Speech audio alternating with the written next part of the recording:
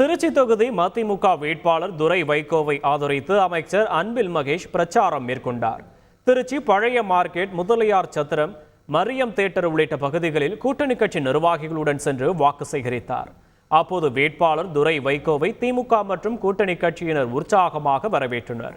பொதுமக்கள் மத்தியில் பேசிய அமைச்சர் அன்பில் மகேஷ் திமுக ஆட்சிக்கு வந்த பிறகு செயல்படுத்திய திட்டங்களை எடுத்து கூறி பரப்புரை செய்தார். திமுக அளித்துள்ள தேர்தல் அறிக்கையில் குறிப்பிட்டுள்ள 500 ரூபாய்க்கு சிலிண்டர், பெட்ரோல், டீசல் விலை குறைப்பு போன்றவற்றையும் கூறி வைகோவிற்கு ஆதரவு திரட்டினார். மோடியை தூக்கி எறிந்துவிட்டு அந்த இடத்துல நம்முடைய ராகுல் காந்தி வந்தார் என்று சொன்னார்.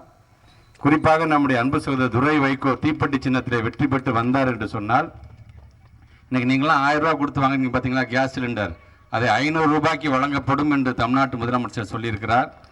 டீசல் விலை, பெட்ரோல் விலை இன்னைக்கு பொறுத்த வரைக்கும் நம்ம 95 ரூபா 105 ரூபாய்க்கு வாங்குறத வெற்றி பெற்று வந்தது பிறகு அதை 65 ரூபாய் 75 ரூபாய்க்கு வழங்குவோம் என்று சொல்லியிருக்கிறார். இந்த மார்ச் மாதம் வரைக்கும் நம்ம பிள்ளைங்க யார் யாரெல்லாம் கல்வி கடன் வாங்கியிருக்கிறார்களோ அந்த கல்வி கடன் முழுமையாக தள்ளுபடி செய்யப்படும் என்று சொல்லியிருக்கிறார்கள். செய்திகளை உடனுக்குடன் தெரிந்து கொள்ள உடனே சப்ஸ்கிரைப் பண்ணுங்க.